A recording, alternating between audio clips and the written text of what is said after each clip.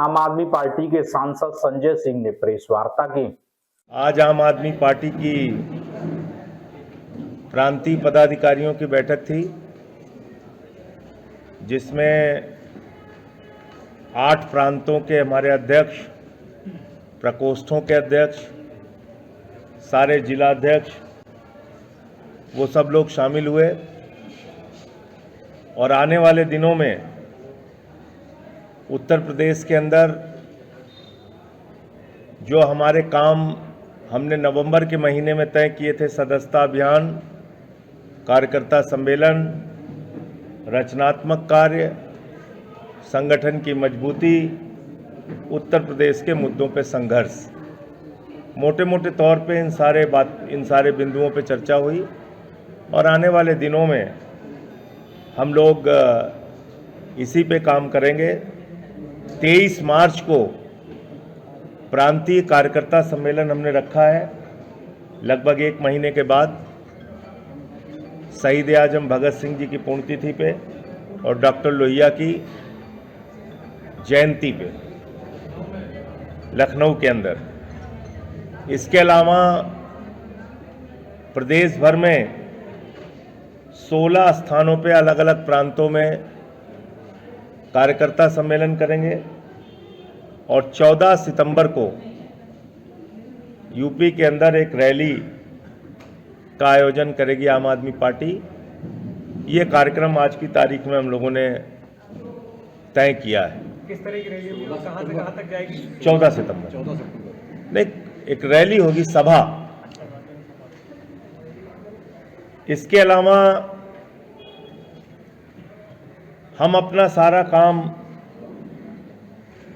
जो करेंगे उसमें मुख्य मुद्दा भारत के संविधान को जो बार बार भारतीय जनता पार्टी के द्वारा तार तार किया जा रहा है, हमला किया जा रहा है, उसकी मूल भावना के विपरीत काम किया जा रहा है, सामाजिक न्याय के सिद्धांतों को तोड़ा मरोड़ा डुबोया जा रहा है और नफरत की आग में जिस तरह से उत्तर प्रदेश और देश को झोंका जा रहा है, वो एक गंभीर चिंता का विषय इस मीटिंग में उभर के आया और जिसको रोकने के लिए हम लोग पूरी मजबूती से काम करेंगे। कल मैंने देखा उत्तर प्रदेश के मुख्यमंत्री योगी जी उर्दू भाषा के खिलाफ बोल रहे थे। मैं बड़ा हैरान हूं कि उर्दू भाषा जो हमारे उत्तर प्रदेश की देन है, लखनऊ की देन है, हमारे हिंदुस्तान की देन है, उस भाषा के खिलाफ हमारे प्रदेश के मुखिया बोल रहे हैं। और जब वो उर्दू भाषा के खिलाफ बोल रहे हैं तो बड़ी मजेदार बात यह है कि 4 मिनट 20 सेकंड के अपने भाषण में 9 बार उर्दू बोल रहे हैं। क्या बोल रहे हैं? तबके, उर्दू का शब्द, पायदान, उर्दू का शब्द, अदर, उर्दू का शब्द, बात, उर्दू का शब्द, बच्चों, उर्दू का शब्द, आदि, उर्दू का शब्द, सरकार, उर्दू का शब्द, अंदर, उर्दू का शब्द, दुनिया, उर्दू का शब्द। 4 मिनट 20 सेकंड में 9 शब्द उर्दू के बोल रहे हैं। तो आप तो बोल ही नहीं सकते हैं उर्दू के बगैर। भाषण दे रहे हैं आप खाली भड़काऊ। ये देखिए, मैं बहुत बड़ा सूरमा हूं, ये मैं नहीं कह रहा हूं।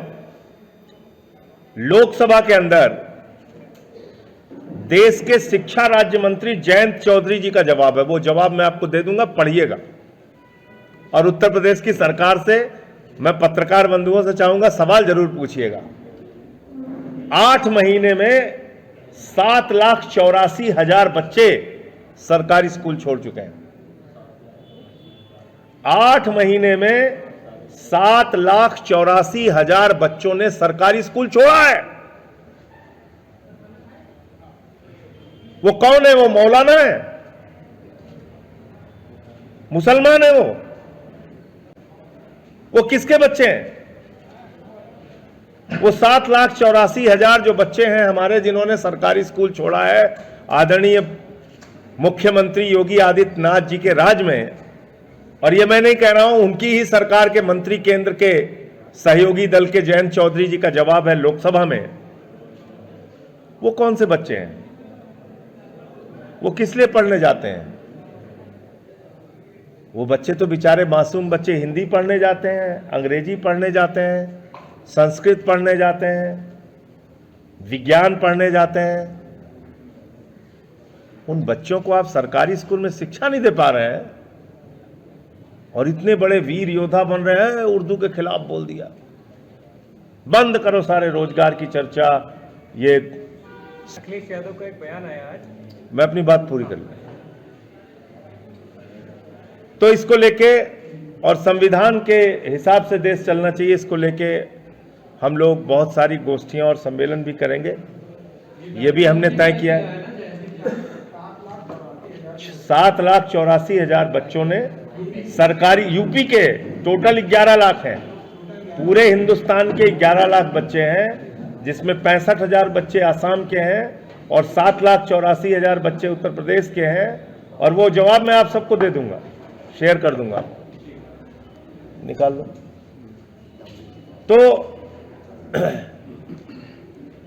हमारी प्राथमिकता क्या है? रोजगार के लिए नौजवान निकले लाठी खाना है, फसल के दाम के लिए किसान निकले लाठी खाना है, शिक्षा की आप बात कर नहीं सकते, 50,000 सरकारी स्कूल बंद करने की आपकी योजना है। तो इसलिए जिन परिस्थितियों से हम लोग गुजर रहे हैं उसमें जरूरत इस बात की है कि ये हिंदू मुसलमान अगड़ा पिछड़ा दलित सवर्ण ये छोड़ के यूपी का भला और यूपी के लोगों का भला कैसे हो और मुद्दों की राजनीति कैसे हो और मुद्दों पे बात कैसे हो, इसके बारे में हमें ध्यान देना है। मुझे इतनी बात कहनी थी। आपका कोई प्रश्न हो आप पूछ सकते हैं। मुद्दों की राजनीति तो आप लोगों ने दिल्ली में भी की थी, लेकिन दिल्ली में करारी शिकस्त मिली है। उत्तर प्रदेश 403 विधायक मतलब का क्षेत्र है, कैसे मतलब टैकल करेंगे? यही तो, इसी बात को तो लेके चिंतित हूँ। आपने बिल्कुल सही कहा, मुद्दों की बात क्यों पीछे हट जाती है? क्योंकि यही नकली बातें लोगों के दिमाग पर ज्यादा प्रभाव डाल रही हैं। ये झूठी नकली बेबुनियाद बातें जिनका आदमी की जिंदगी से कोई सरोकार नहीं है, जिसका आदमी की जिंदगी में एक पैसे का लाभ नहीं है, वो उसके दिमाग पर ज्यादा प्रभाव डाल रही है। और उस प्रभाव को कम करने में विपक्षी दल पीछे हैं, जिसमें आम आदमी पार्टी भी शामिल है। मैं स्वीकार करता हूं, हम लोग पीछे हैं, उसमें हम नहीं सफल हो पा रहे हैं। अखिलेश यादव का बयान आया है आज ही, उन्होंने कहा है कि जो महाकुंभ में टॉयलेट घोटाला हुआ है, करोड़ों रुपए की भंगियां लगाई गई। अब वो तो सारी चीजें जांच का विषय है, क्योंकि अव्यवस्थाएं तो बहुत भयंकर है वहां पे, कोई चीज अब तो छिपी नहीं है। अव्यवस्थाओं का तो अंबार है, लोगों की जान गई है महाकुंभ में, तो इसलिए सारी चीजें जांच में सामने आएंगी। जो सेंट्रल पोल्यूशन कंट्रोल बोर्ड की जो रिपोर्ट कि वहां के पानी को नहाने लायक बताया नहीं, वहां पे कि वो नहाने लायक भी है। नमामि गंगे पे आप इतनी बड़ी योजना चला रहे हैं, हजारों करोड़ रुपए खर्च कर रहे हैं। प्रधानमंत्री जी को जवाब देना चाहिए कि आपका ही सेंट्रल पोल्यूशन कंट्रोल बोर्ड कह रहा है कि वो पानी पीने लायक नहाने लायक है ही नहीं है।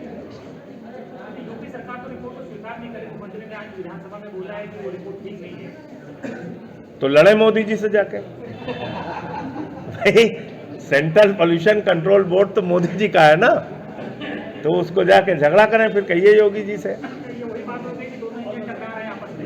टकरा रहे हैं, बिल्कुल टकरा रहे हैं, लेकिन उसमें तो जो बड़ा वाला इंजन है उसको नमामि गंगे की योजना तो उसकी है ना, तो कौन कौन सा किससे किससे टकरा रहा है देखिए इसमें। लेकिन जो सेंट्रल पोल्यूशन कंट्रोल बोर्ड की जो रिपोर्ट है वो वास्तव में चिंताजनक है और सुप्रीम कोर्ट ने इसका संज्ञान लिया है, तो मामूली बात नहीं है ये। इसको योगी जी ऐसे विधानसभा में टाल दें और रिपोर्ट को अस्वीकार कर दें, इससे काम नहीं चलेगा। दिल्ली में सीएम का चेहरा भी साफ नहीं हुआ है, क्या लगता है किस तरह की एक्सपेक्टेशन है आम आदमी पार्टी की कि दिल्ली में किस तरह का मुख्यमंत्री होना चाहिए इस बार? अब देखिए वो चुनाव जीते हैं, किसको बनाएंगे ये उनकी प्राथमिकता है, अब उसमें मैं क्या बोलूं। जो भी मुख्यमंत्री बनाए वो दिल्ली के लोगों के लिए काम करे, बस हमारी तो यही अपेक्षा है। 10 साल तक आप 10 साल तक आप लोगों ने सेवा की, जनता के बीच भी गए होंगे, कुछ उनकी भावनाएं भी रही होंगी, कुछ उनकी एक्सपेक्टेशन भी रही होंगी। देखिए, जनता को आप दोषी नहीं ठहरा सकते। 3 बार उसी जनता ने हमको जिताया और 1 बार हम हारे, और 43% वोट भी दिया है उन्होंने। 2% वोटों के अंतर से हम चुनाव हारे हैं। अब वो 2% वोटों के अंतर पे मैं रोना रोऊं, वो ठीक नहीं है राजनीति में। जो फैसला जनता ने दिया उसको स्वीकार करना चाहिए। उसके कई कारण हो सकते हैं। उन्होंने धांधली भी किया, वोटर लिस्ट में भी हेरफेर किया, धन बल बाहुबल का भी खूब जम के प्रयोग किया, लेकिन ठीक है, वो राजनीति का हिस्सा है। मैं उस पर रोने धोने में नहीं जाता। चुनाव में हम हारे हैं, उसको स्वीकार कर रहे हैं। भारत में जो नए इलेक्शन कमीशन बने, इस पे क्या करना चाहिए? तो रातों रात इलेक्शन कमीशन चुन लिया गृह मंत्री, वो गलत है, बिल्कुल गलत है। पहले इन लोगों ने जानबूझ के सुप्रीम कोर्ट के चीफ जस्टिस को चयन प्रक्रिया से अलग किया, और अब जो चयन प्रक्रिया है उसमें सरकार के लोगों का बहुमत है, यानी कि एक प्रधानमंत्री के मंत्री और एक leader of opposition.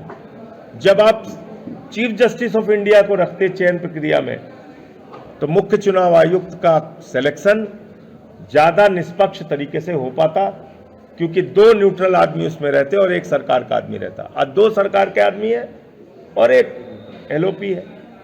Sanjay ji, Swati Maliwal ने कपूरथला हाउस में जो आप लोगों की मीटिंग हुई थी उसमें एक बड़ा आरोप लगाया। उन्होंने कहा कि राघव चड्ढा से रिजाइन लेने के लिए बुलाया गया था ताकि राज्यसभा में केजरीवाल साहब जा सकें। उनकी किसी बात पे मैं कोई प्रतिक्रिया नहीं देता। दिल्ली में आम आदमी पार्टी के हार के बाद कांग्रेस थोड़ा संतुष्ट नजर आ रही है। अब उनसे उनकी संतुष्टि का कारण पूछिए। अगर भारतीय जनता पार्टी के जीतने से कांग्रेस पार्टी संतुष्ट है तो ये तो बहुत दुर्भाग्यपूर्ण बात है। जिस तरह से स्टेट इसलिए टूट रहे हैं, तो यूपी में आगे आप विधानसभा चुनाव में जा रहे हैं, तो क्या स्थिति होगी? इसीलिए मेरा भी सवाल, देखिए, अभी मैं आपको बिल्कुल स्पष्ट कर देना चाहता हूं। अभी आम आदमी पार्टी की जो भूमिका है वो मैंने आपको बता दिया। हमारी भूमिका संगठन निर्माण की है, हमारी भूमिका संविधान की रक्षा की है, हमारी भूमिका उत्तर प्रदेश में जो नफरत की राजनीति का बीज बोया जा रहा है उसको खत्म करने की है, और उससे कोई अच्छी राजनीति निकलेगी ऐसी उम्मीद करता हूं। अखिलेश यादव कह रहे हैं इंडिया गठबंधन साथ लेके चलेंगे, कांग्रेस को नहीं छोड़ेंगे, तो क्या आप साथ रहेंगे? अभी ये सब बहुत जल्दबाजी के सवाल है। हमने अपनी पार्टी की जो भूमिका है उसके बारे में आपको बता दिया। नहीं, अखिलेश जी का कांग्रेस पार्टी के साथ यहाँ समझौता है। लोकसभा वो चुनाव लड़े थे, उस चुनाव में हमने भी साथ दिया था। उस चुनाव में आज की जो हमारी मीटिंग है वो पार्टी का विस्तार, पार्टी के संगठन निर्माण, पार्टी के कामों के बारे में हम कैसे आगे। है कि पिछले 3 महीने में आपके यहाँ सदस्य बने? ये आंकड़ा दिनेश जी के पास है। कुछ जिलों में 5000 से भी ज़्यादा मेंबर बने हैं हमारे, तो वो सब डाटा हम मेंटेन कर रहे हैं। लखनऊ